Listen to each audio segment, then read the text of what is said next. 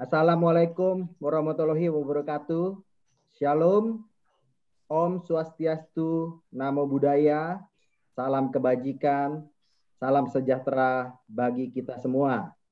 Rahayu, Sampurasun, Rampes, Horas, Menjua-jua, Yahoo, salam kita pada Tabik Tabea. Selamat pagi, Bapak, Ibu, rekan-rekan semua. Pagi menjelang siang, siang menjelang pagi. Jadi kalau di kita selalu selamat pagi agar selalu bersemangat memulai satu acara.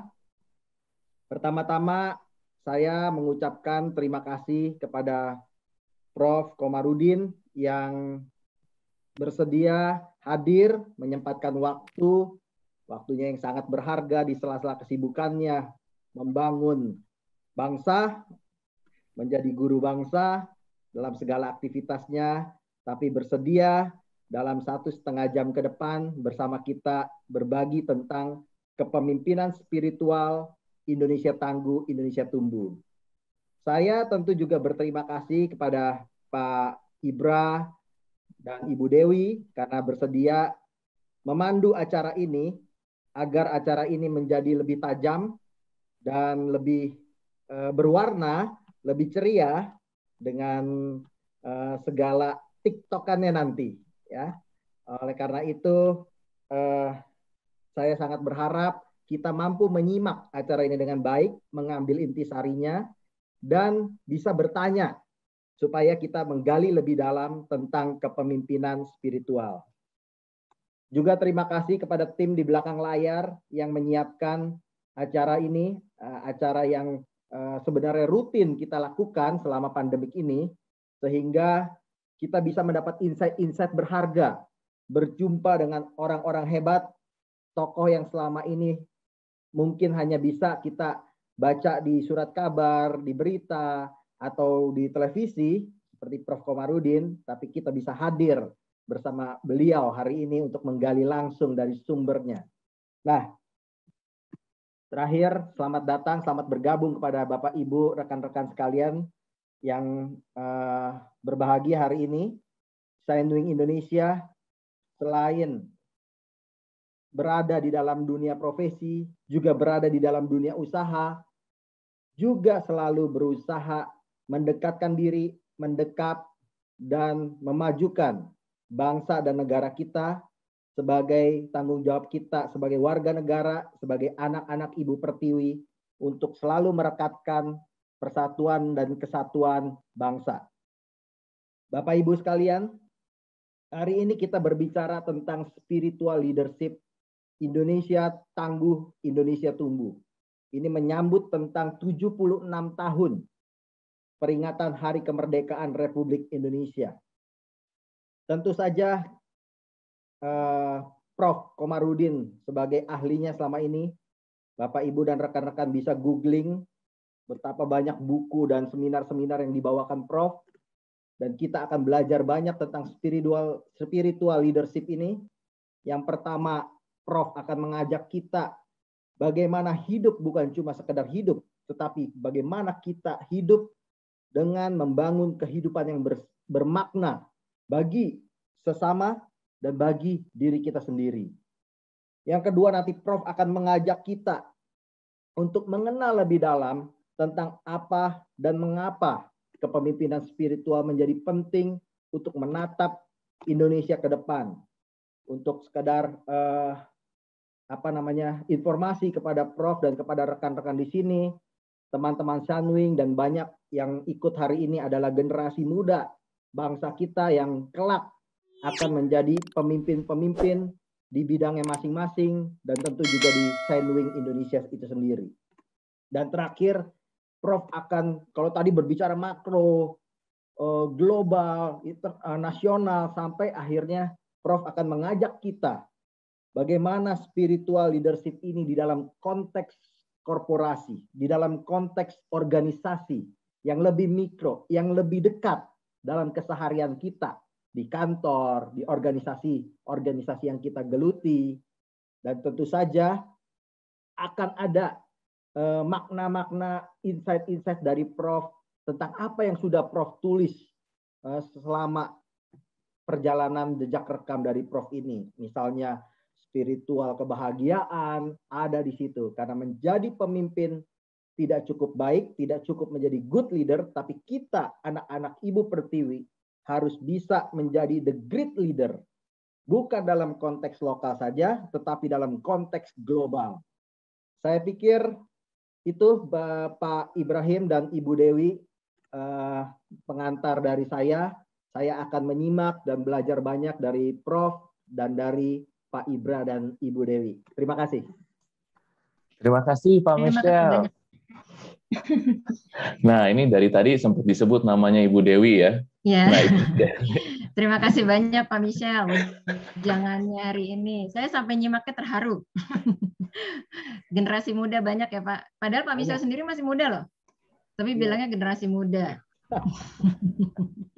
Sekarang saya persilakan Pak Ibra untuk membacakan CV Pak Komar biar yang peserta di sini lebih tahu Pak Komar siapa sih sebenarnya.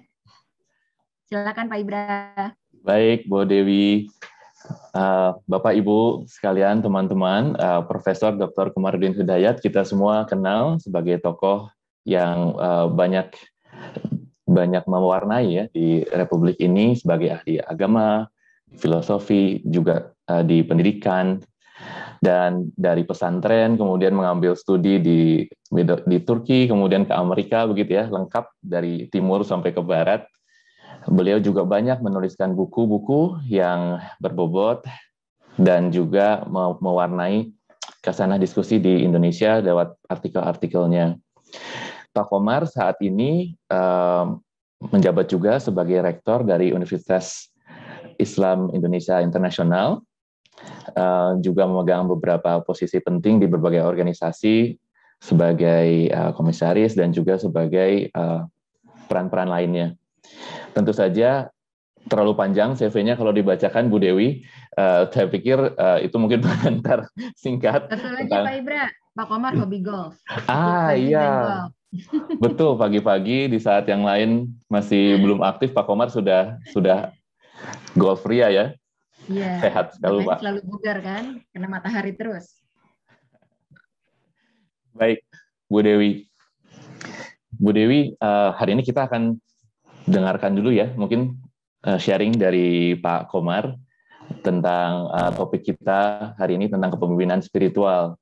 Kalau kita melihat di 76 tahun Indonesia, para bangsa, pemimpin-pemimpin kita yang terdahulu telah merancangkan sebuah negara yang still on the making sampai sekarang.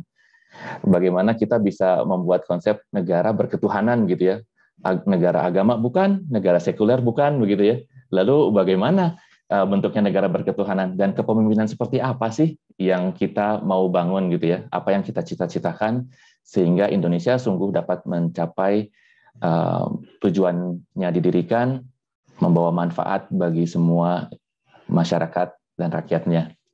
Nah, untuk itu mari kita sambut Pak Komarudin Hidayat, Profesor Komarudin Hidayat yang akan berbagi bagi kita. Silakan Pak Komarudin Hidayat, the screen is yours. Maaf Pak Komar, masih. Terima kasih teman-teman semuanya, Mas Ibra, Michelle, Mbak Dewi, dan para pendengar, para peserta. Saya akan mulai dengan acara ini, saya memberikan apresiasi. Ini bertepatan dengan memperingati kemerdekaan ya, Agustus 45. Satu hal yang harus selalu kita ingat, saya akan mulai dari gini.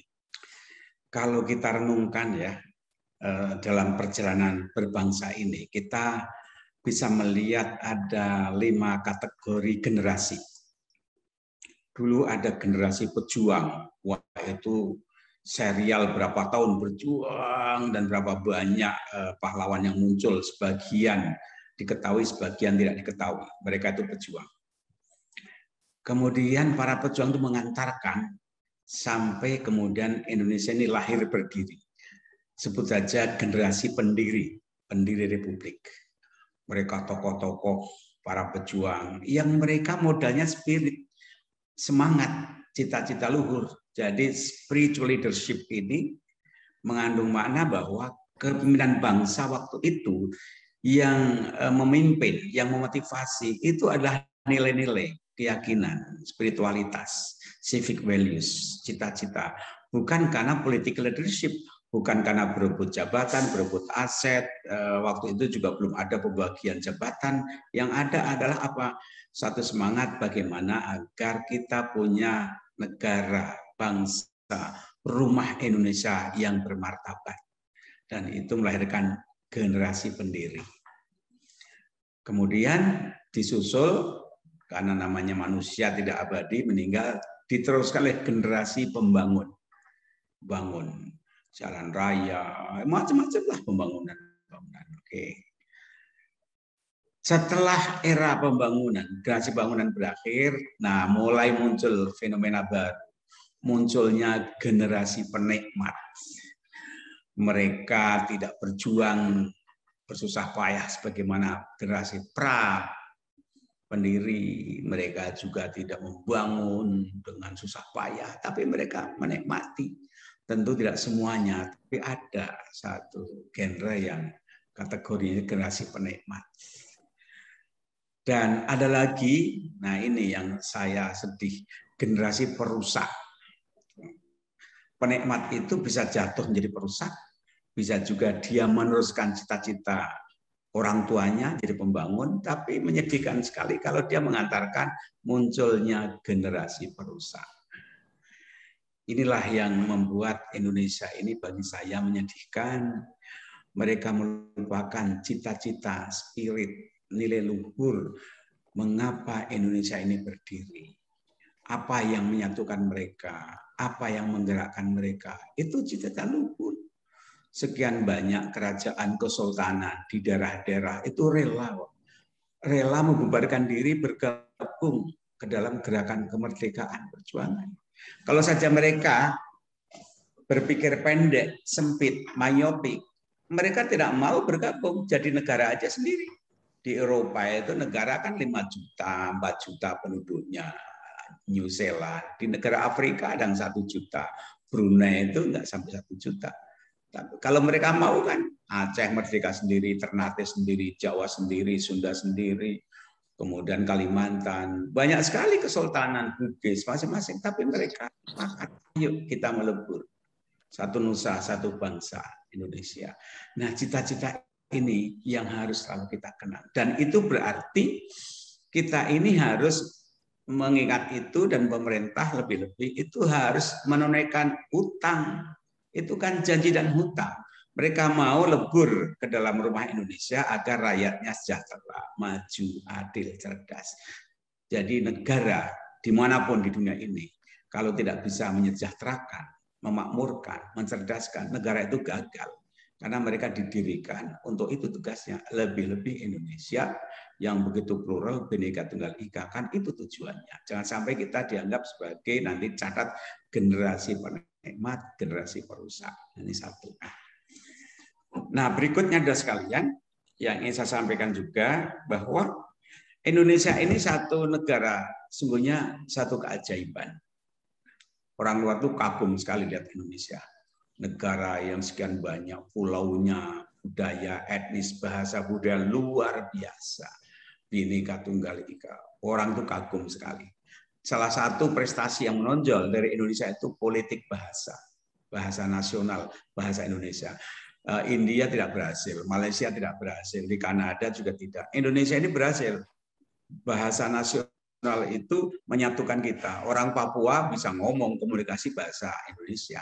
Kalau antar mereka tidak bisa karena sukunya banyak sekali. Bahasa Indonesia. Dan berikutnya lagi, kesatuan. Kita ini membangun republik yang kemudian dengan dasar Pancasila, ketuhanan itu mengakomodir semua tradisi agama-agama yang tumbuh di Indonesia. Ketuhanan yang Maha Esa.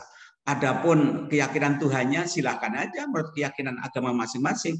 Tapi wadahnya ketuhanan itu kemudian diakomodasi dalam Pancasila. Jadi ketuhanan itu kata sifat.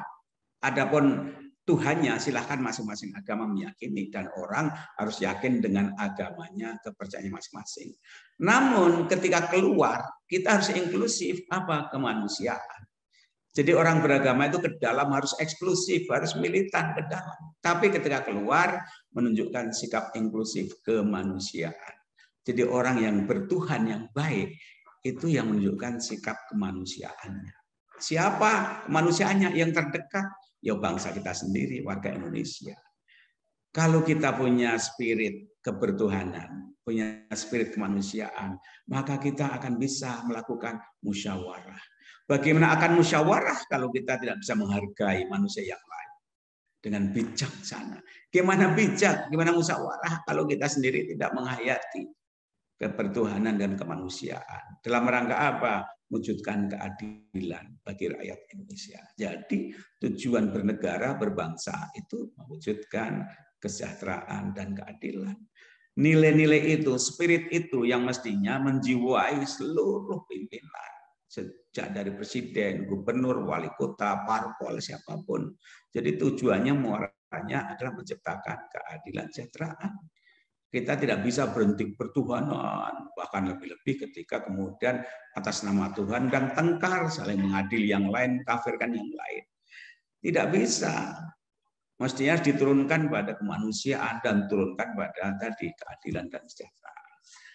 Nah ini saudara sekalian, satu spirit yang mengapa Indonesia lahirkan itu. Dan Indonesia itu didesain sebagai negara masa depan.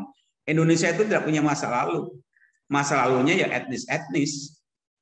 Orang tua kita kalau ditanya orang mana, bukan orang Indonesia, orang Sunda, orang Jawa, orang Minang, orang Aceh. Jadi Indonesia ini satu negara yang dibangun, yang didesain untuk masa depan. Dan itu berarti kita yang harus menerima estafet itu. Baiklah, nah dari situ kemudian saya akan tampilkan berikutnya.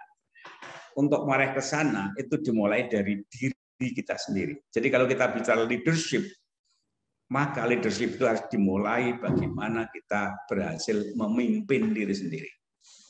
Orang tidak bisa memimpin orang lain, lebih-lebih masyarakat, bangsa begitu plural, kalau tidak bisa memimpin diri sendiri. Pertama, dalam diri kita itu ada three faculties yang itu harus kita pimpin, kita optimalkan. Ya, apa dalam diri kita itu? We have three faculties of being. Pertama, kita sebagai natural being. Kita itu sebagai makhluk natural layaknya hewan. Hewan itu dengan kita kan mirip sekali. Mengandalkan indranya, melihat, mendengar, bergerak, sexual drive. Sama dengan hewan, apa sih bedanya? Sama sekali. Banyak sekali samanya. Ada dua orientasinya kehidupan pada natural being itu. Satu apa? Avoiding the pain. Kita itu selalu ingin menghindari yang menyakitkan. Rumah sakit dibangun, tembok dibangun, semuanya dibangun. Itu kan kita ingin menghindari dari bahaya. Itu naluri instingtif. Hewan, manusia sama. Ingin menghindari bahaya. Bahaya macam-macam, bahaya kelaparan, bahaya sakit, bahaya banyak sekali. Yang kedua, looking for the pleasure, mencari yang menyenangkan. Nah, hidup ini didrive oleh dua hal itu udah meriah sekali. Bagaimana menghindari agar tidak sakit, segala upaya dilakukan. Dan kedua, bagaimana agar dapatkan kesenangan. Dan kesenangan di sini lebih pada physical pleasure. Physical pleasure. Jadi kalau manusia kalau hidup hanya mencari physical pleasure, berarti stuck hidupnya pada level animal being, natural being. Nah, spiritual leadership tidak di situ. Itu kan physical leadership, natural leadership. Dan itu harus dipenuhi. Itu anugerah Tuhan. Tanpa sehat badan kita tidak bisa naik pada level berikutnya. Apa yang berikutnya? Kita sebagai cultural being.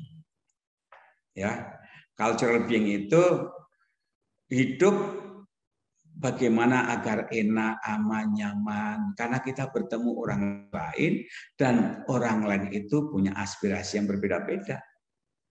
Kalau ada 1000 orang, jangan-jangan punya 1000 keinginan. Sementara sumbernya terbatas.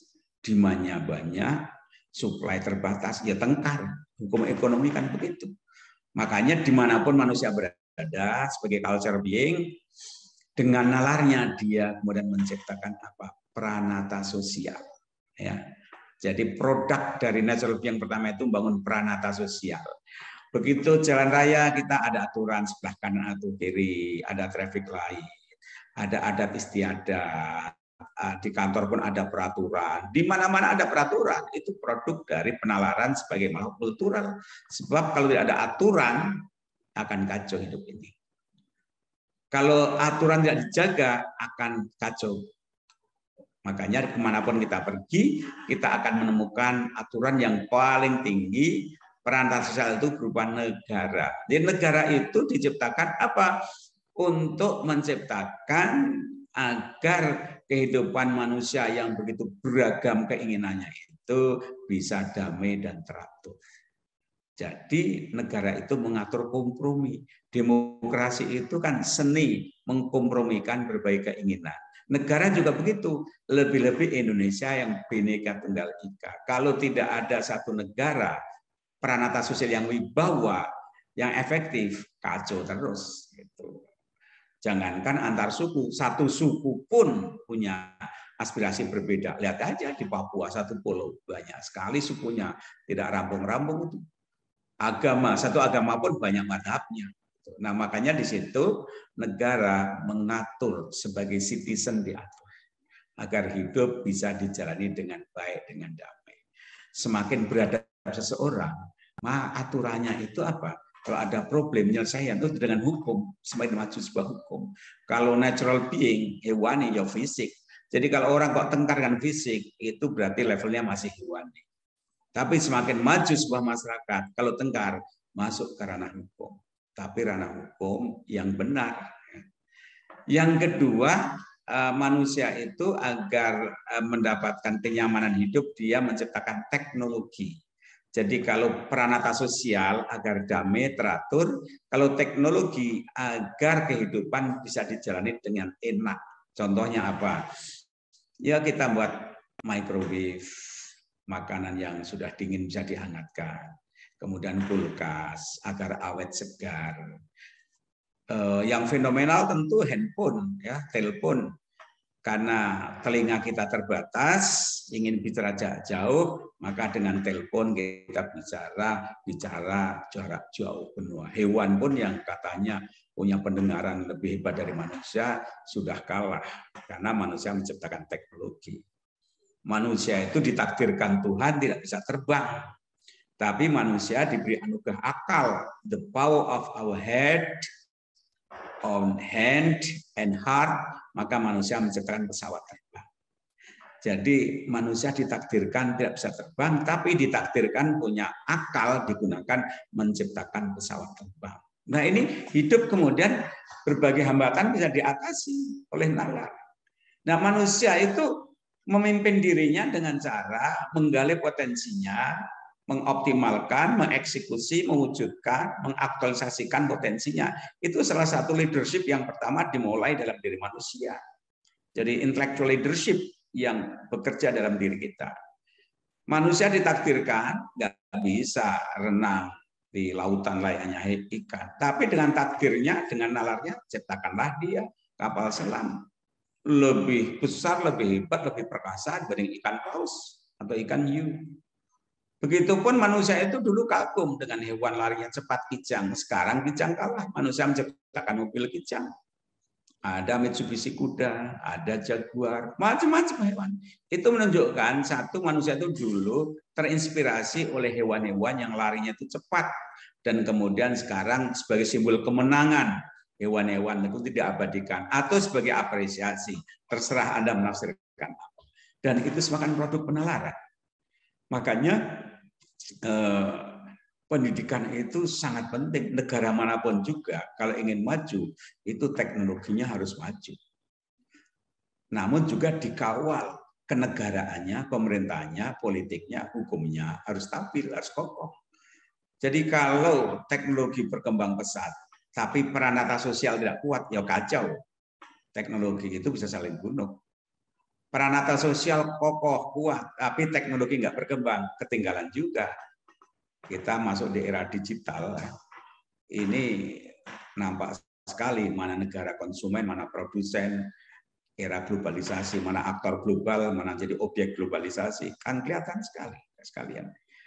Nah, makanya sekali lagi bahwa spiritual leadership ini berangkat dari cita-cita Indonesia ini merdeka untuk memiliki bangsa negara yang bermartabat.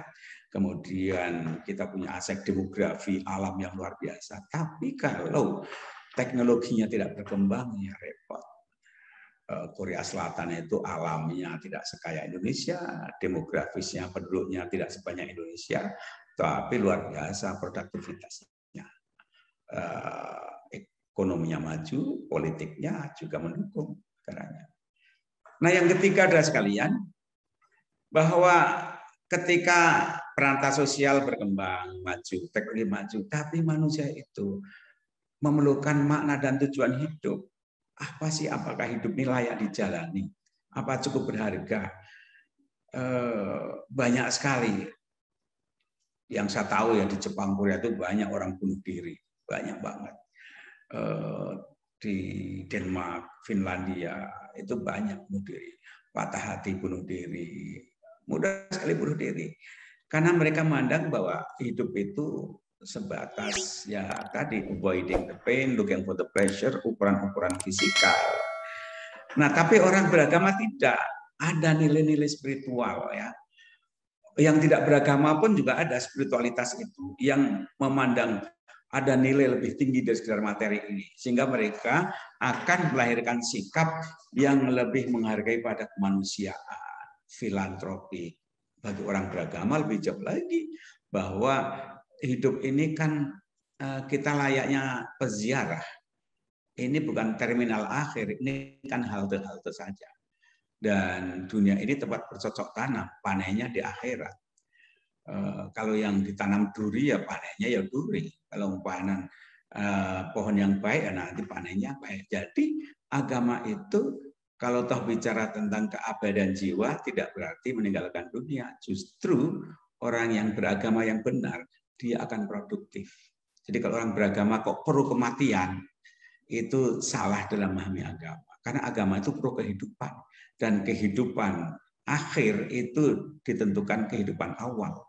Akhir dalam arti di dunia, maka kita harus punya tradisi investasi menabung, atau akhir setelah kematian, berarti selama hidup ini kita harus berbuat kebajikan.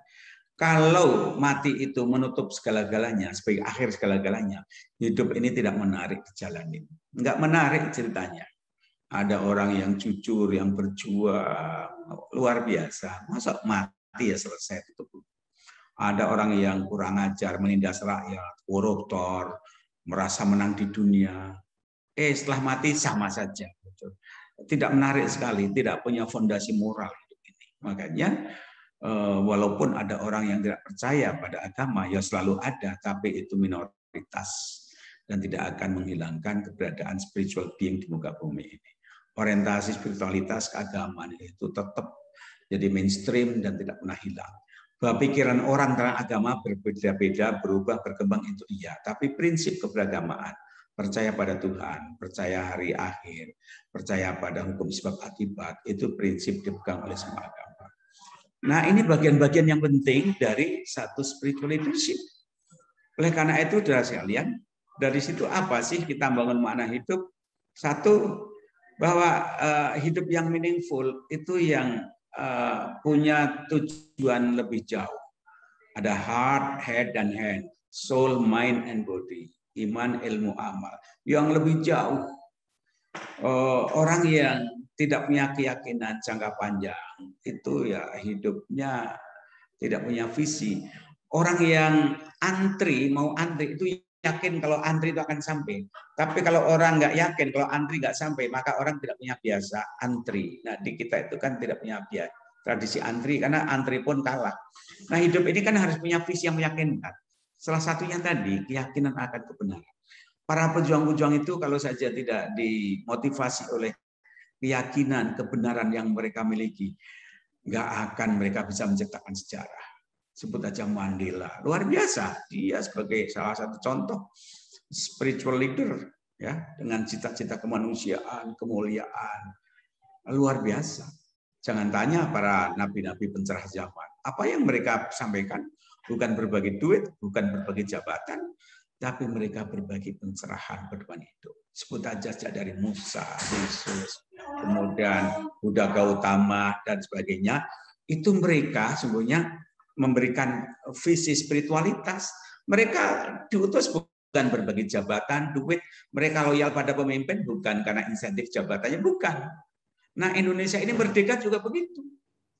Coba, ketika Jepang ya dibom 2 kali. Kalau waktu itu para pejuang kita tidak cepat ambil satu sikap segera di merdeka, kita udah di tangan Inggris. Jadi waktu itu ada yang lewat jalur gerilya, ada diplomasi, ada politik. Jadi di situ yang mengarahkan itu sebuah spiritualitas, nilai-nilai yang mereka tidak berpikir jabatan, insentif, materi, tidak. Jadi bangsa yang besar itu semua bangsa yang dibangun atas dasar satu visi, cita-cita, ada imajinasi. Saya kagum kalau misalnya lihat China itu ada Great Wall ya, Chinese Great Wall. Bayangkan, itu dibangun berapa? Lebih dari 400 tahun tembok Cina itu. 400 tahun, berapa generasi? Artinya mereka punya visi jauh ke depan. Dan itu terus, continuous diteruskan. Kalau tidak, nggak akan terjadi. Jadi ada satu ide yang menggait mereka sehingga dibangun tembok Cina itu. Nah, bangsa ini rasanya harus belajar, harus punya roadmap jangka jauh. Jangan tiap 5 tahun ganti, 5 tahun ganti, 5 tahun ganti. Negara ini memang kurang beruntung. Pemimpin besar itu ketika turun bukan soft landing, turunnya itu. Bung Karno tidak soft landing. Pak Harto tidak. Setelahnya ganti-ganti. Mungkin baru dimulai sejak SBY. Tapi kebijakannya apa? Kalau kita tidak punya satu roadmap yang besar, bangsa ini sulit jadi bangsa besar. Ya, oke. Saya rasa ini sebagai pengantar. Nanti kita diskusi, kita teruskan. Saya nggak ingin panjang-panjang. Terima kasih. Baik, terima kasih Prof. Komar. Untuk paparannya kita jadi lebih kenal tentang spiritual leadership dan kita juga belajar banyak dari teladan para bapak bangsa kita. Bagaimana mereka bisa membangun negara untuk masa depan. Ya. Mereka punya visi jauh ke depan dan jangan sampai nih, seperti tadi kata Pak Komar, kita jadi generasi yang kategori 4 atau 5 ini ya, sebagai penikmat atau malah sebagai perusak begitu ya. Nah, hari ini kita mau menimba lagi values-values yang ada itu, sehingga kita benar-benar bisa bersama-sama, bisa tumbuh, bisa menjadi Indonesia yang tangguh dan Indonesia yang tumbuh. Nah, Bu Dewi, apakah... Pak Ibra, menarik banget ya Pak. Ya, Bu Dewi, sambil kita menunggu teman-teman yang akan mengisi pertanyaan di kolom chat, Profesor, mungkin kita bisa sedikit bertanya ya, tentang kepemimpinan spiritual ini. Kita banyak belajar dari teladan dari para pendiri bangsa ini, bagaimana mereka bisa meleburkan banyak suku, banyak kepentingan, dan mereka berjuang untuk cita-cita luhur. Dan kemudian jadilah bangsa Indonesia ini, begitu ya. Nah, kalau di konteksnya kita di zaman ini, teman-teman ini kan memang beragam, ada yang dari lingkungan akademisi, ada yang juga di korporasi, saya lihat nama-namanya ada yang sudah sangat senior, ada juga yang baru memulai karirnya, masih fresh graduate, lalu masuk di dunia korporasi. Bagaimana kepemimpinan spiritual ini bisa lebih terbayang ya, baik bagi yang masih memulai perjalanan panjang karirnya, saat ini mungkin sedang menjadi staff atau mungkin sudah menjadi supervisor di tim kecil di tempatnya masing-masing, sampai nanti ketika mereka suatu hari nanti ya, kita percaya bahwa mereka juga akan jadi pemimpin-pemimpin yang punya tanggung jawab lebih besar, bisa menjadi pemimpin-pemimpin yang punya tanggung jawab besar.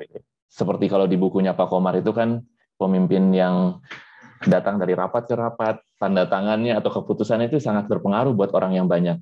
Tentu saja ada perjalanan spiritual juga ya di sana, Pak Komar. Mungkin Pak Komar bisa berbagi pengalaman bagi teman-teman kita ini. Terima kasih. Saudara sekalian, ada hal-hal yang bersifat continuous tetap, tapi ada yang discontinue, yang berubah. Yang tetap yang harus kita jaga adalah spirit cita-cita mulia untuk membangun bangsa negara ini, untuk menyejahterakan rakyat, untuk membangun bangsa ini bermartabat, dihargai dunia. Nah, ini harus menjadi satu spirit, nilai prinsip yang harus kita pegang. Dimanapun Anda berkarya, bekerja, jangan lupa kita itu anak kandung masyarakat, dan agar hidup kita itu meaningful, jadilah pribadi yang filantropik, yang melimpah, ya, abundant personality, pribadi melimpah. Karena kita itu bermakna bangga. Itu kan ketika kita bermakna pada orang lain. Jangan jadi beban orang lain. Satu. Yang berikutnya,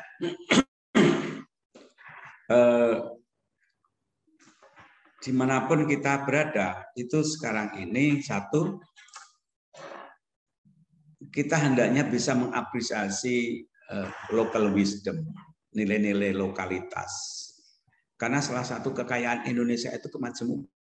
Jadi kalau kita sudah jalan-jalan ke berbagai negara, saya suka bertanya, Anda pernah belum ke Papua, ke Aceh, ke daerah-daerah pedalaman? Belum. Nah, gimana Anda? Rasanya ya kurang Indonesia lah. Anda berjalan-jalan kemana, tapi nggak pernah menyempatkan misalnya ke Papua. Karena itu saudara kita, kawan kita. Kalau ada pemimpin, itulah juga penumpang gerbong kita yang harus kita santuni. Yang kedua, kita punya cita-cita, punya semangat, punya engagement dengan kebangsaan negara ini. Jadi jangan sampai kita tidak peduli. Begitu negara lahir, negara itu sangat powerful. Dia bisa menguasai aset negara, bangsa oleh negara. Dan negara kemudian membentuk pemerintah. Jadi pemerintah ini yang kemudian memegang kendali. Dulu masyarakat, setelah merdeka itu negara dan pemerintah. Nah, makanya kita perlu peduli. Kita ketika pemilu, pilkada, apapun kita peduli. Cari pemimpin yang baik. Ketika ada wakil rakyat, pilih yang baik. Makanya saya sedih ketika kemudian pemimpin itu membeli suara rakyat. Gitu. Dan rakyat pun mau dibeli dengan uang nggak seberapa. Padahal yang akan menentukan warna pemerintah negara itu kan parpol-parpol itu. Legislatif, eksekutif itu. Maka kita harus peduli. Jangan kemudian, wah itu bukan urusanku. Nggak bisa. Kalau orang yang baik, orang pintar nggak peduli kepada urusan negara, ya nanti negara yang pegang orang-orang yang nggak pintar dan nggak punya moral. Jadi orang yang baik, bermoral, punya integritas, itu harus peduli. Yang berikutnya, kita ini harus juga menyadari kita bagian dari citizen of the world, penduduk dunia. Bahwa dunia ini saling terkoneksi, interconnected, saling terkoneksi. Dengan demikian, kita membuka diri, kita belajar dari kehebatan negara lain, tapi jangan sampai kemudian kita tidak lagi abai, kehilangan pemihakan pada rakyat kita, pada negara kita.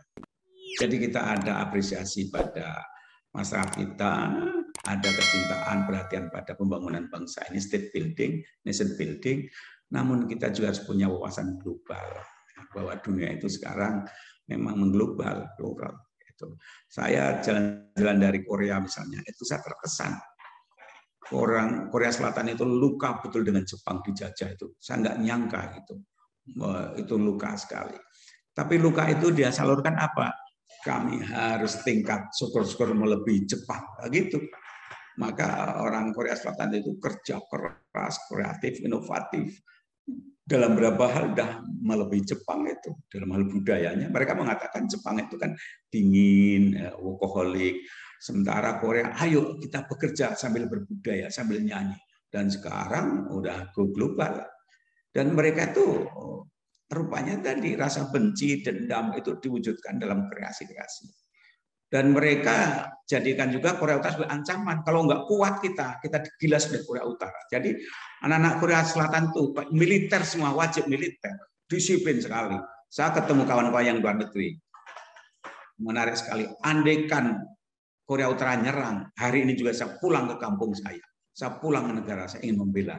Jadi ada satu pemihakan, patriotisme membela negara bangsanya itu. Nah, spirit itu tentu kalau kita, karena kita tidak punya musuh, bukan fight against, tapi fight for. Bagaimana aku bermakna buat bangsaku, buat rakyatku, buat keluarga.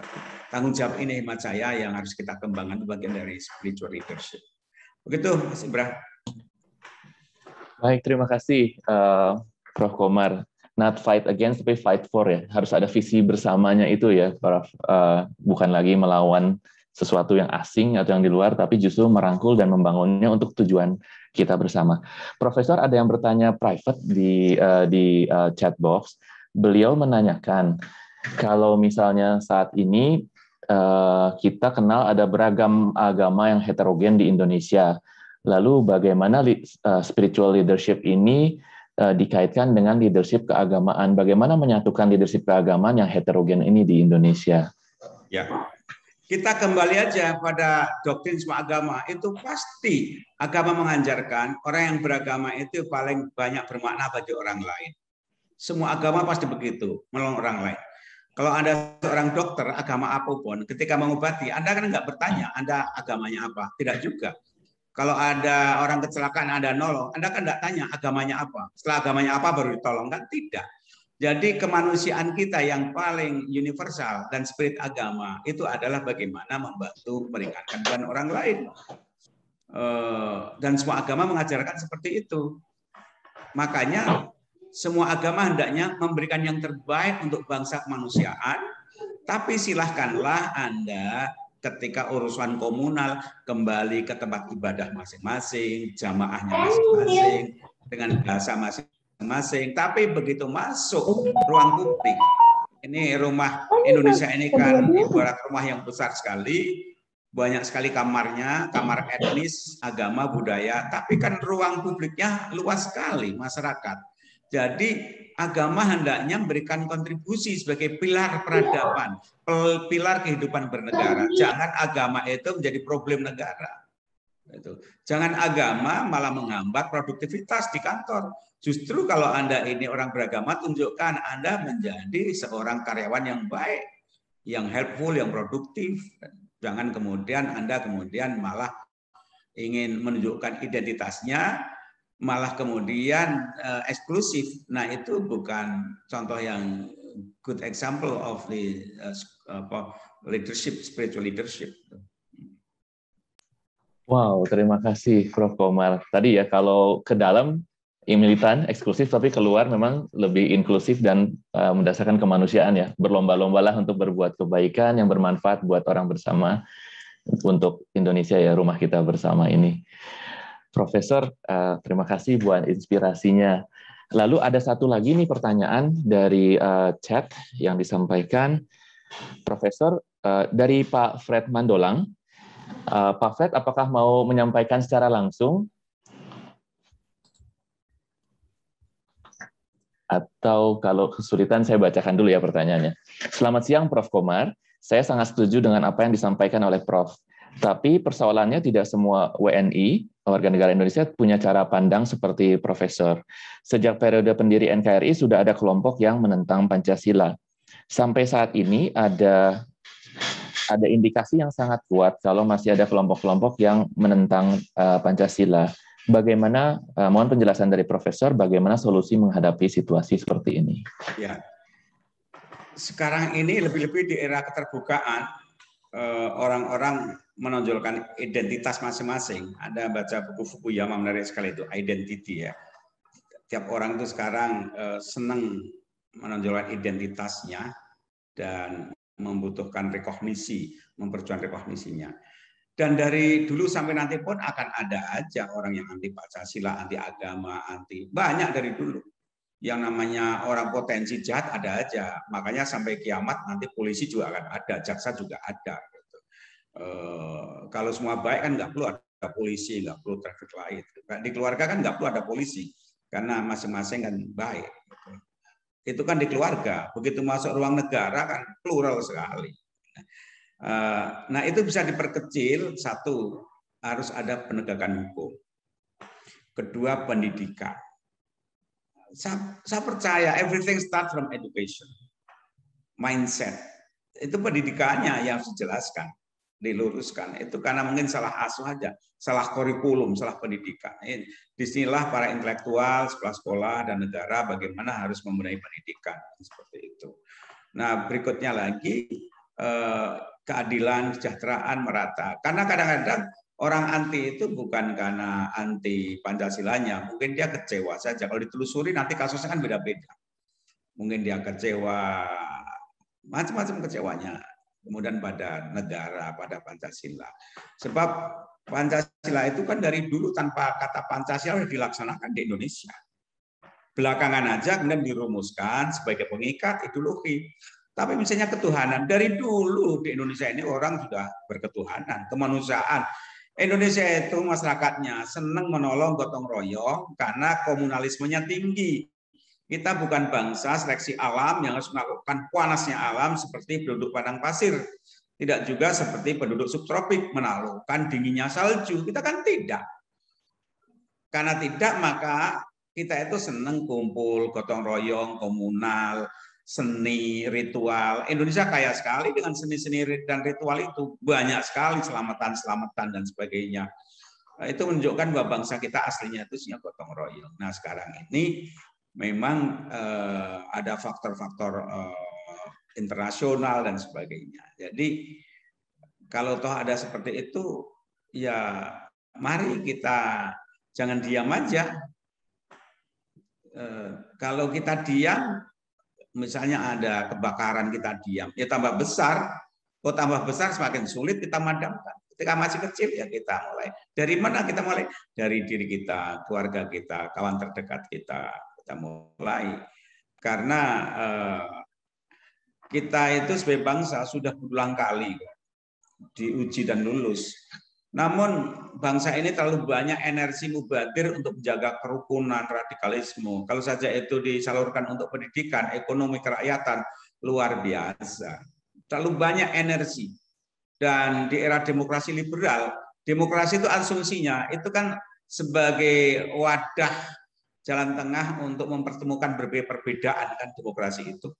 Tapi demokrasi liberal tambah digital ini, medsos, buzzer-buzzer, yang terjadi malah kemudian rasa kebencian, saling caci maki itu malah menguat. Ini fenomena baru. Dulu kita beranggapan bahwa media massa itu pilar demokrasi, tapi sekarang ini media massa, medsos lebih-lebih itu bukan pilar demokrasi, itu pilar untuk karakter assassination. Yang gini-gini memang ini baru, pemerintah juga baru. Dan semuanya harus ambil bagian. Terima kasih. Terima kasih, Prof. Sedikit dari tentang demokrasi, Prof.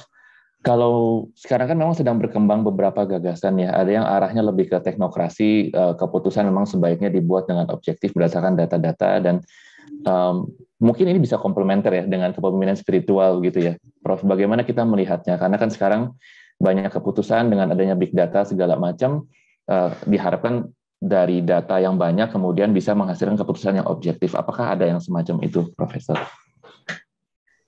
Perlu diketahui ya, bangsa ini tidak linier, tidak seperti negara kecil linier ya, dari pertanian, era industri, informasi, 4.0. Negara kecil boleh seperti itu, Singapura boleh. Kita itu dari negara pra-pertanian, sampai industri informasi ada semuanya. Orang makan orang pun masih terjadi. Masih terjadi. Jadi boleh saja kita seperti itu, tapi hendaknya realistis. Bangsa kita tidak seperti itu kondisinya. Jadi kita belajar demokrasi di era Bung Karno, kemudian demokrasi era Pak Harto, demokrasi reformasi, dan tiga-tiganya ini masih ada trial and error. Semoga ke depan kita juga semakin wise, karena masing-masing memberikan kontribusi. Zaman Bung Karno, Pak Harto, dan pasca Pak Harto masing-masing punya plus minusnya. Dan semoga aja ke depan itu kita semakin wise, karena satu generasi lagi kita itu setahun, seabad kemerdekaan, kita belum punya bapak bangsa. Repot sekali kalau kita sekarang muji-muji Bung Karno, wah itu berarti PDIP kan gitu kan. Jadi kita belum bisa netral muji Bung Karno itu, padahal dia bapak bangsa. Tapi sekarang kan Bung Karno itu ya itu ayahnya Megawati, dan Megawati itu tak PDIP kan gitu. PDIP itu rolling politik, nah ini kan repot gitu. Kalau kita muji-muji Pak Harto, wah ini sisa Golkar Orde Baru, kan repot gitu kan. Ya ini harus dilalui. Satu saat mungkin 2-3 generasi mungkin akan lebih jernih untuk melihat demokrasi. Mana demokrasi yang pas? Ini reformasi. Tapi betulkah reformasi semakin mendekatkan pada kesejahteraan, keadilan? Nyatanya yang terjadi, parpol itu terjadi perselingkuhan dengan oligarki. Jadi parpol bukannya jembatani antara negara dan masyarakat, tapi parpol itu sekarang bermesraan dengan pemodal. Dan siapa yang maju yang punya duit. Rakyat itu bukan mendukung, tapi dibeli suaranya. Kan itu aneh kan? Padahal mestinya demokrasi itu politisi dibantu rakyat untuk memperjuangkan rakyat. Sekarang nggak ada suara rakyat dibeli kok. Jadi ada satu deviasi-deviasi yang perlu diperbaiki. Semoga aja ke depan harus perbaiki. Kalau tidak kita energi banyak keluar, tapi cita-cita kemerdekaan masih aja jauh ini. Baik, Prof. Ini tanggung jawab kita ya. Bu Dewi, apakah ada pertanyaan lain dari... Ada satu pertanyaan lagi dari Ibu Anita. Mau tanya sendiri, Bu Anita? Open screen sama open mic?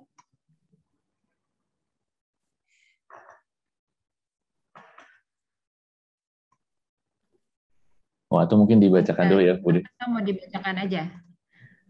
Oke, saya bacakan. Waduh, udah di atas ya. Sebentar.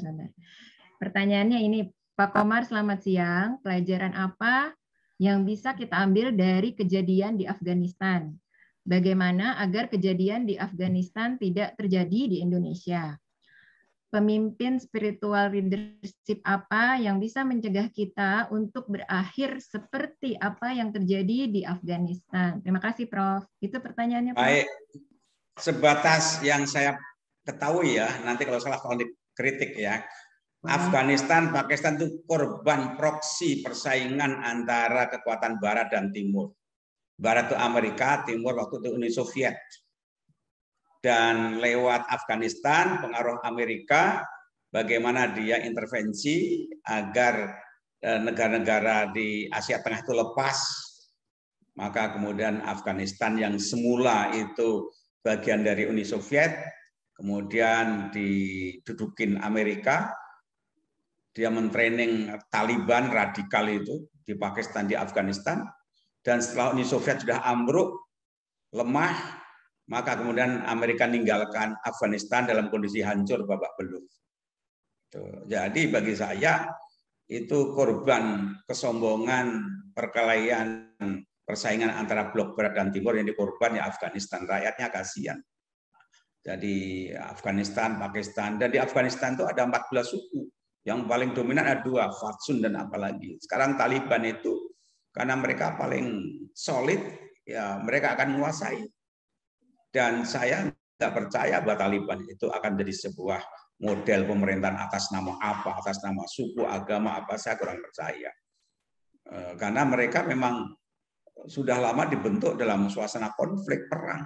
Bukan duduk, bukan pendidikan, bukan baca buku. Jadi butuh waktu lama itu untuk memperbaiki situasi di Afghanistan itu.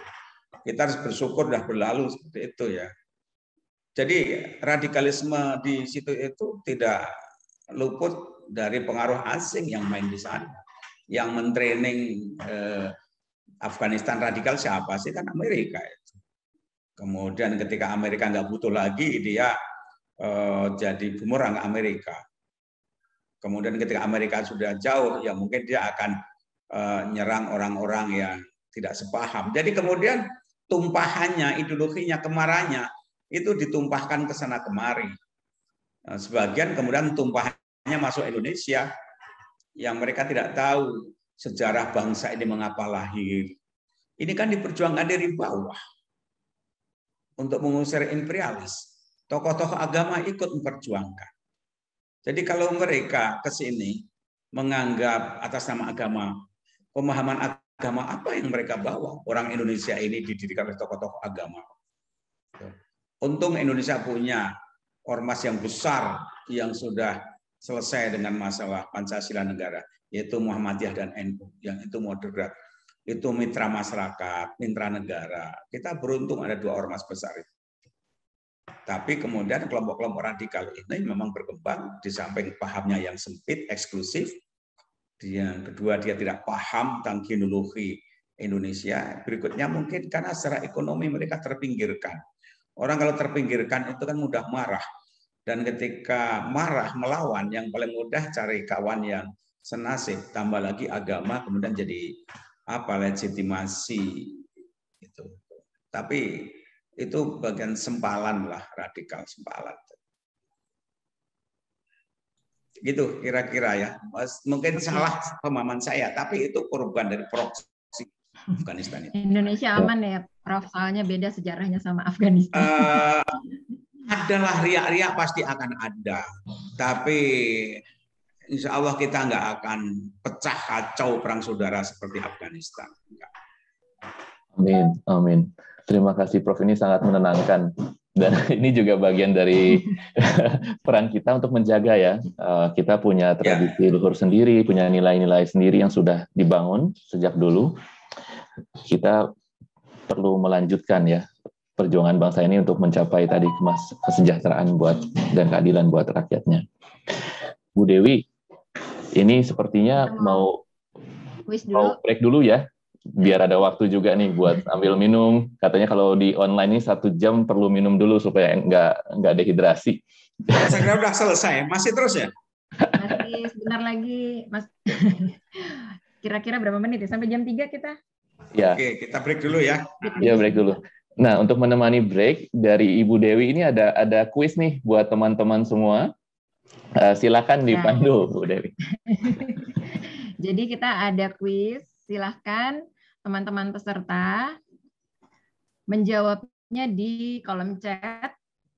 Sebutkan judul lagu dan daerah mana, 3-tiganya. Jadi kalau benar semua, ada hadiahnya buku dari Prof. Komar. Silakan, Yogi.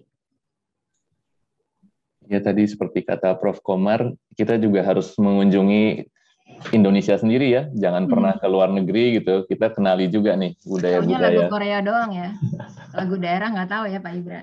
Iya. Lagu Korea hafal, lagu daerah nggak tahu. Silakan kita tebak lagu judulnya dan daerah mana.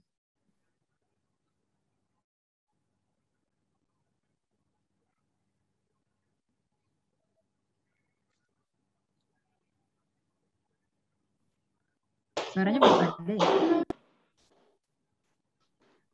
Ya, Pak Sony mungkin bisa di full. Coba, suaranya belum ada, saya belum dengar. Nanti silakan tulis di kolom chat.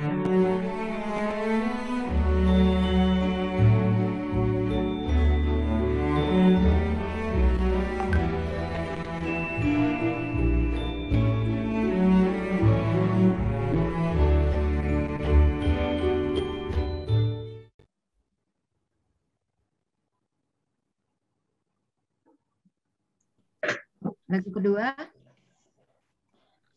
langsung lagu kedua.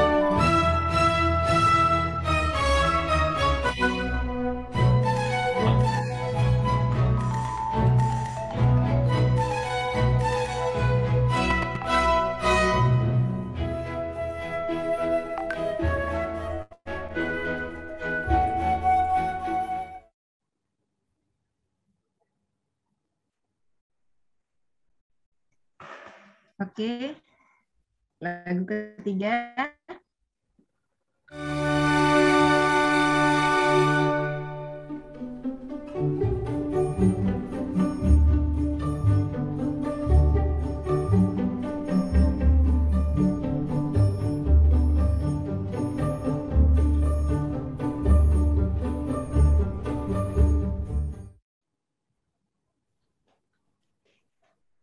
Baik, sudah 3 lagu. Silakan ditulis 3 lagu tersebut bersama juga dengan daerah asalnya.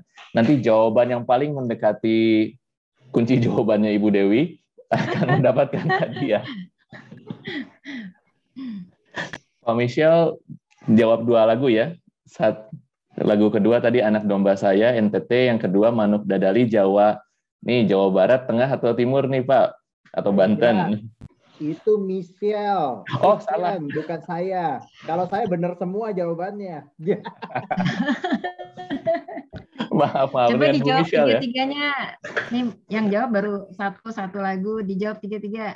Oh, ini ada yang 3 nih, Stefani. Bengawan Solo, Surakarta. Anak Kambing Saya, NTT. Manuk Dadali, Jawa Barat. Bener nggak tuh, Pak Ibra? Yang pegang kunci jawabannya Ibu Win. Nanti apa namanya yang berhasil menang kita umumkan di belakang aja ya, Pak. Baik. Nanti sambil panitia membantu untuk menguji, untuk mengecek jawaban-jawaban yang ada. Kita akan umumkan masih di banyak yang jawab. akhir. Betul, masih berlanjut. Masih ada kesempatan buat Bapak Ibu yang mau jawab. Nanti ada hadiahnya buku-buku dari Profesor Komarudin. Wisdom of Life. Baik. Bu Dewi. Yang jawab masih banyak. Ini sekarang kita rangkuman acara dari Pak Michelle. Kita mau menjelang terakhir gimana Pak Ibra?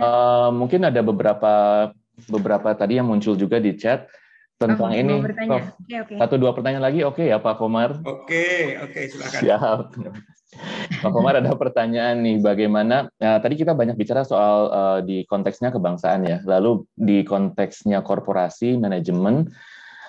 Banyak studi-studi terakhir ini menyebutkan bahwa spiritualitas itu membantu juga bukan hanya baik kepada diri, tapi juga meningkatkan produktivitas begitu ya. Bagaimana integrasi antara spiritualitas dan nilai-nilai kerja di tempat kerja supaya menunjang sebuah korporasi atau sebuah bangsa menjadi maju. Kita belajar bahwa Jepang mungkin butuh 40-an tahun gitu untuk mencapai kemajuan. Korea makin cepat lagi, 25 tahun. Kemudian bisa mengejar ketertinggalannya dari Jepang. China akhir-akhir ini juga maju begitu ya. Bagaimana si nilai-nilai spiritualitas yang kita mau bangun di Indonesia ini juga bisa membantu kita mempercepat kemajuan peradaban. Ya, saya kalau di sekolah atau perusahaan, saya sudah tanya gini pada staf atau pegawai, Anda bahagia enggak? Anda antusias nggak di kantor ini? Kalau Anda nggak bahagia, nggak antusias, ya Anda kemudian mau ngapain di kantor? Ibarat Anda mau lari maraton, tapi nggak ada antusias, pasti kalah. Artinya apa? Begitu masuk kantor, Anda harus punya antusiasme. Kalau guru itu saya bilang, kalau Anda punya problem, tolong problemnya taruh di keranjang, titipkan di satpam deh, nanti pulang ambil lagi. Anda masuk kelas itu harus satu dengan materi pembelajaran, kedua kekayaan metode pengajaran, ketiga dengan cinta, antusias. Tapi kalau Anda tidak ada rasa cinta, kasihan murid-muridnya, karena murid itu mendengarkan dengan hati. Kalau Anda nggak punya bahan diajarkan, ya kasihan ya akan tambah apa ilmunya. Anda rasa cinta, Anda punya bahan, tapi Anda miskin metode, ya nggak akan paham murid-murid. Nah di kantor rasanya juga begitu ya, bahwa kita itu harus punya skill, apa yang kita lakukan. Skill itu penting sekali. Yang kedua, kemudian kecerdasan sosial. Bagaimana kita bisa memahami lingkungan kita. Pada teman yang lagi masalah, Anda berempati, ngasih motivasi. Kalau Anda punya problem, Anda punya teman lah, pada siapa Anda berbagi. Itu penting sekali. Nah, yang berikutnya lagi, Anda harus ketika pulang itu, apa yang aku kontribusikan ya pada kantor.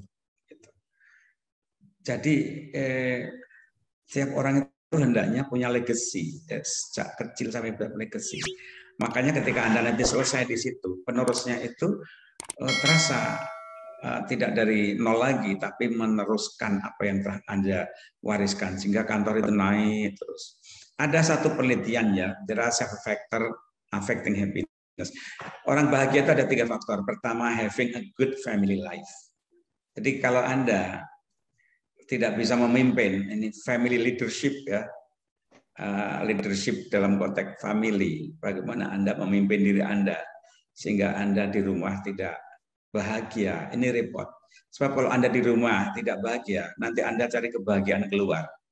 Dan Anda kalau keluar nanti akan berbagi problem. Kan repot. Ketemu orang udah punya problem, Anda bagi problem. Kata repot dua-duanya. Gitu, udah lelah. Tapi kalau Anda bahagia, keluar Anda akan berbagi kebahagiaan. Ke kantor pun wajah Anda senang sumringah. Jadi pertama adalah having a good family life. Hubungannya harus oke di rumah itu. Oke. Yang kedua apa? Having a good job. Orang itu kerjaannya baik. Baik dalam arti Anda punya kompetensi, Anda merasa nyaman. Good paid, tidak harus berlebihan tapi well paid. Kalau tidak well paid juga repot juga, itu tidak akan datangkan happiness. Jadi Anda layaklah cukup ya, sufficient, financially sufficient ya. Yang ketiga, having good friend and community. Hidup itu kan di 3 wilayah itu, di rumah, kerja, dan pertemanan. Kalau ada defisit di rumah, ada masalah, Anda terhibur masuk kerja. Di kerja ada masalah, Anda dapat subsidi emosi dalam perkawanan yang baik. Bayangkan kalau 3-tiganya baik. Having good family life, good job, good friend, and community. Nah sekarang bagaimana di kantor itu sekaligus juga menjadi tempat kerja, sekaligus punya kawan yang baik, layaknya family. Maka Anda akan penuh antusias di kantor itu. Di rumah kangen kantor, di kantor juga kangen rumah, kemudian juga kangen teman. Kalau ada orang rajin masuk kantor pagi-pagi, pulang malam, Anda jangan buru-buru nganggap pegawai baik ya. Siapa tahu nggak betah di rumah aja itu. Jadi yang bagus seperti itu. Itu kaitannya dengan values, dengan spiritualitas, bagaimana memandang pekerjaan, gimana memandang teman.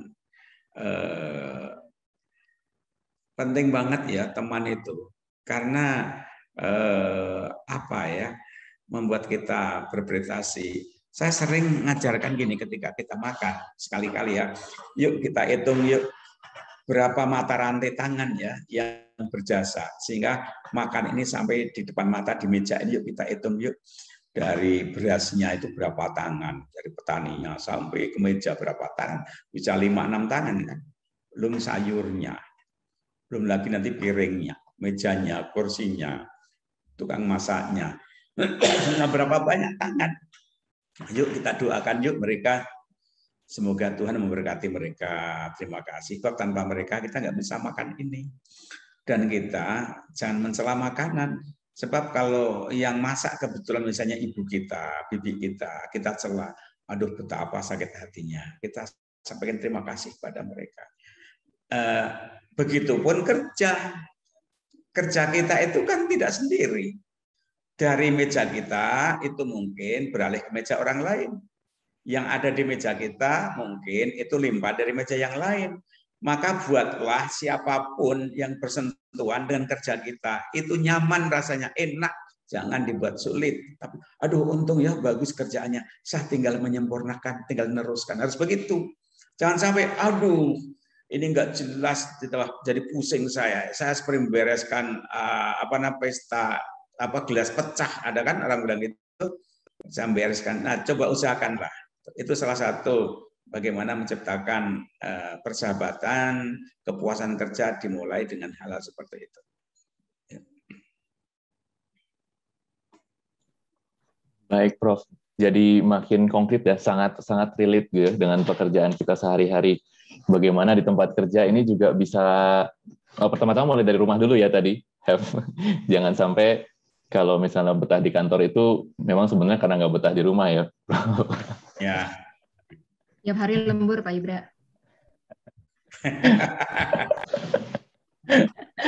Padahal untuk menghindari di rumah. Sibuk nih di kantor gitu, betah banget. Like a good family, a good job, and a good community ya, good friends. Ya, good friend and community. Saya pikir itu juga yang kita dapatkan hari ini. Bersyukur sekali hari ini kita bisa bersama dengan 130 orang begitu ya. At least kita saling berbagi, saling juga menyemangati gitu ya. Tadi banyak harapan-harapan baik yang kita bisa dapat menyegarkan kita juga untuk membangun Indonesia yang tangguh dan tumbuh. Nah, Bu Dewi, ya.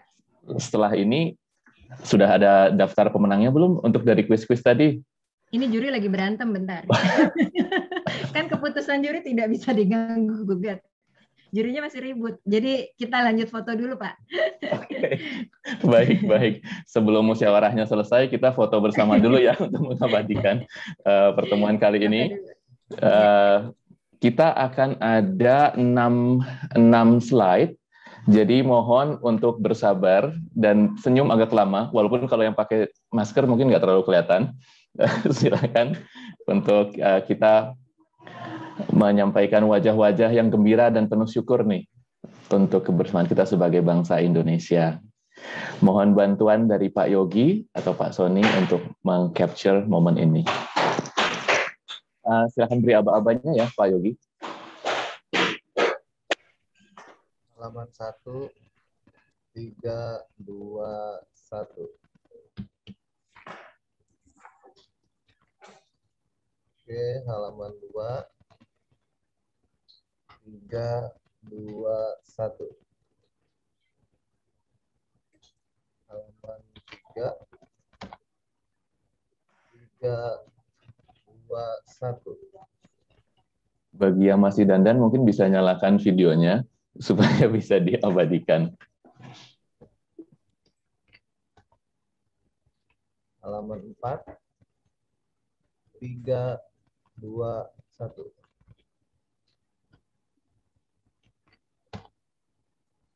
Halaman 5, 3, 2, 1.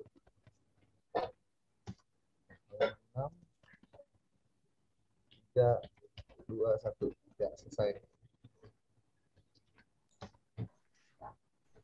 Terima kasih. Terima kasih Pak Yogi, Bu Dewi. Mungkin kita juga bisa dengarkan closing sebelum kita dapat pengumuman dari pemenang, kita bisa dapat closing remark dulu. Pak Michel, apakah ada catatan sebelum nanti ditutup dari closing remark dari Pak Komarudin?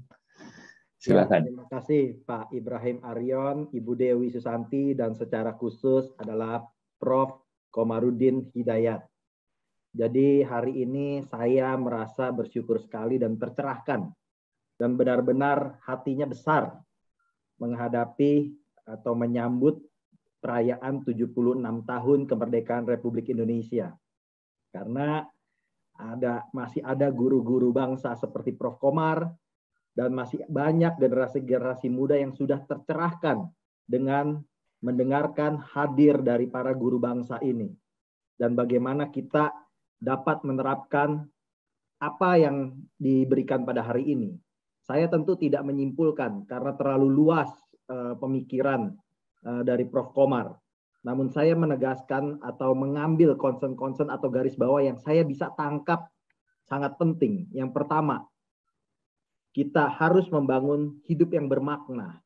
Artinya seperti seperti yang dikatakan oleh Buya Hamka, hidup kalau sekedar hidup, babi di hutan juga hidup. Tapi hidup kita harus memiliki makna bagi orang lain, bagi diri sendiri, dan bagi banyak orang. Bagaimana dengan hati, pikiran, dan tangan, perbuatan. Heart, head, hand. Bagaimana dengan jiwa, pola pikir, dan tubuh kita. Apa yang kita lakukan, soul, mind, body. Lalu bagaimana dengan iman, ilmu, dan amal kita. Yang kedua, saya nangkap dari Prof. Komar sangat baik sekali. Kepemimpinan spiritual harus dimulai dari civil value. Bagaimana kita punya nilai bersama. Bagaimana kita punya credo yang kita pegang dan cita-cita luhur bersama. Lalu bagaimana kita menghormati pranata sosial. Di mana bumi dipijak, di situ langit dijunjung. Dan bagaimana teknologi harusnya membantu kita membuat hidup dan hubungan lebih nyaman. Bukan malah menjauhkan, bukan malah kita alergi, tapi kita menggunakan teknologi itu untuk membuat hidup orang lain lebih mudah. Hidup kita lebih mudah. Dan bagaimana, dan yang ketiga adalah kepemimpinan spiritual di kantor. Paling tidak, Prof. Komar menggarisbawahi tentang antusiasme, cinta, gairah, passion pada pekerjaan kita. Skill, kompetensi yang dibangun. Lalu bagaimana teman, hubungan, relasi dengan teman-teman sekantor. Having a good family life. Having a good job. Having a good friend. Dan lebih daripada itu, kita harus menjadi pribadi-pribadi yang tangguh. Karena kebahagiaan itu, dan kita bisa menjadi penyebar kebahagiaan itu.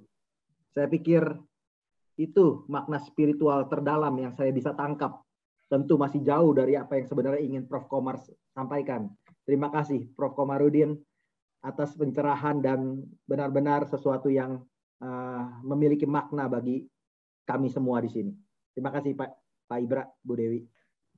Terima kasih Pak Mitch. Prof, apakah ada pesan-pesan nih buat generasi selanjutnya yang bisa kita simpulkan atau rangkum dari pertemuan ini? Ini kalau ada guru bangsa, ada murid-murid bangsa juga ya. Kita semua di sini sedang masih berjuang gitu untuk makin paham dan makin setia untuk mengembangkan diri, makin kompeten. Apakah ada closing remark? Ya, bahwa Indonesia ini dibangun oleh semangat kemanusiaan, kebangsaan yang terdiri dari beragam agama, suku, bahasa. Kita sepakat untuk rukun, satu nusa, satu bangsa. Ini satu keajaiban, tapi sekaligus juga tantangan yang berat. Karena kalau yang ditekankan kebinekaannya, sementara keikaannya dilupakan, ini bisa buyar saling berantem. Tapi kalau keikaannya yang tekankan jadi negara yang tiran, diktator, itu juga nggak kehantan lama.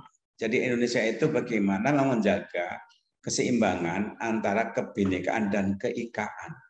Kita menjaga, menghargai keragaman, pluralitas, namun dalam waktu yang sama kita juga harus menekankan instrumen bagaimana menjaga itu, yaitu apa? Tegaknya hukum, pemerataan pendidikan, kesejahteraan, anti korupsi dan sebagainya. Tanpa itu keikaan nggak bisa diwujudkan. Ya, jadi keseimbangan antara keikaan kebinekaan ini harus dijaga. Tidak bisa kemudian salah satu yang ditekankan. Terima kasih. Baik, terima kasih Prof. Dan sepertinya panitia juga sudah selesai dengan musyawarah dan untuk mufakatnya. Sudah IKA sekarang hasilnya. Bu Dewi, silakan. Baik, kita umumkan ya untuk mendapatkan buku Profesor Komarudin 3 buah. Jadi 1 orang dari tebak lagu kuis namanya Ibu Safi. Oke. Kedua dari penanya Bapak Fred. Ketiga dari penanya juga Bapak Arianto. Nanti ketiga pemenang akan dikontak oleh panitia dan akan dikirimkan bukunya. Terima kasih. Terima kasih Bu Dewi. Keputusan juri tidak bisa diganggu-gugat ya Pak. Bapak Ibu sekalian, mohon juga kesediaannya untuk mengisikan kuesioner yang kami sebarkan dari Share Zoom untuk meningkatkan kualitas dan juga relevansi dari sesi-sesi webinar kita. Link akan dibagikan di kolom chat juga untuk Bapak Ibu bisa isikan. Kan butuh waktu kira-kira 2-3 menit Bapak Ibu. Nah, menarik juga kemarin sambil menunggu sesi ini saya baca-baca bukunya Prof. Komarudin Wisdom of Life, dan di back cover-nya itu ada kisah yang menarik yang juga menjadi salah satu inspirasi sepertinya untuk mutiara kehidupan ini dari kisah di Yunani tentang Raja Midas begitu ya. Raja Midas itu Bapak Ibu kenal ya, tahu ya ceritanya bahwa beliau sangat serakahnya sehingga beliau memohonkan supaya punya kemampuan apapun yang beliau pegang bisa berubah menjadi emas begitu ya. Awalnya senang sekali karena semua istananya jadi emas, semua peralatan makanan jadi emas. Tapi dia mulai galau ketika ternyata begitu dia memeluk anak dan istrinya juga, anak istrinya jadi emas juga. Nanti siapa yang mau temenan sama dia? Padahal tadi kata Prof kan salah satu syarat happiness itu punya a good family, udah nggak bisa. A good friend, nggak ada juga yang mau deket-deket, kalau disentuh jadi emas juga dianya. Nah, dari sana kita mungkin bisa belajar bahwa saat kita tidak ada puasnya, kemudian tentu saja disitulah spirituality kicks in. Jadi memang kita juga perlu punya values yang lain, bukan hanya sesuatu yang bernilai material. Bulan depan kita akan coba mengupas itu lebih jauh. Kita tahu sekarang bahwa selain keadaan sosial politik yang juga makin panas, bumi kita juga makin panas ya. Ada climate change dan juga mulai muncul kesadaran-kesadaran baru untuk adanya sustainable development. Bagi kita, insan-insan di korporasi, juga di bagian finance, mungkin kita kenal ada sesuatu yang bernama dengan sustainability report. Bagaimana perusahaan-perusahaan kita, korporasi ini dapat menuangkan nilai-nilai untuk keberlanjutan, dan itu bisa dituangkan dalam bentuk sustainability report. Ini adalah topik kita untuk bulan September nanti. Kita akan berdiskusi, juga menimba inspirasi dari rekannya Bu Dewi juga ini, Pak Kusteru. Dan itu yang nanti kita akan kabari lagi lebih lanjut buat Bapak Ibu sekalian di bulan depan. Dari saya mungkin itu, Bu Dewi. Oke. Prof. Komar lagi itu apa? Belum di mute, mute-nya. Prof. Komar lagi ngomong tadi enggak? Masih di mute. Oke, gimana? Enggak, kirain saya lagi komentar tadi. Temannya Bu Dewi juga, Prof. Komar ikut komen enggak ya? Terima kasih Prof. Komar atas waktunya. Aduh, makasih Wi. Terima kasih Dan Pak. semua tadi Terima kasih. Inspirasi banget ya pokoknya buat kita-kita. Syukurlah. Oke. Ya, saya bayangkan ini pesertanya 125 ya, 130. Kalau Ya. masing-masing itu bagian lokomotif, gerbongnya panjang, itu pesertanya kan banyak berarti. Ini kan khusus para leader kan? Iya. Leader itu nggak usah banyak-banyak. Kebanyakan leader nanti malah kacau masyarakatnya. Bener, Prof. Sekarang ini kan tiap orang merasa pemimpin bangsa. Semua ketua partai merasa dia itu ada bakat jadi presiden. Gitu. Jadi mereka merasa punya potongan. Jadi maka statementnya itu pada kacau-kacau. Rakyatnya bingung ini karena semua merasa hebat. Itu baguslah percaya diri. Karena leader harus percaya diri. Tapi percaya diri kalau nggak ngukur diri kan repot juga. Dikit-dikit bikin baliho ya, Prof.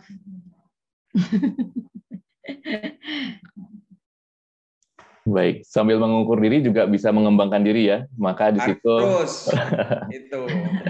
Yang ngukur biar orang lain. ya. Yang penting kita produktif, berkembang, banyak manfaatnya, Iya. biarlah orang lain. Seperti iklan restoran Padang lah, tempat Dewi kan ya restoran itu. Kalau nggak enak, laporkan pada kami. Kalau enak, berikan pada orang lain gitu. Saudara Yang saya mengatakan enak itu biar orang lain. Saudara saya semuanya restoran Minang semua. Oke, Pak Ibra, gimana? Ada lagi? Baik. Ini ada joke, katanya dulu kalau orang Padang sulit untuk menang lomba F1 karena kalau ketemu perempatan langsung bikin rumah makan Padang katanya. Bener banget. Buat jualan makanan. Baik, untuk itu bercanda ya, maaf buat Bu Dewi dan teman-teman. Ini in a good way.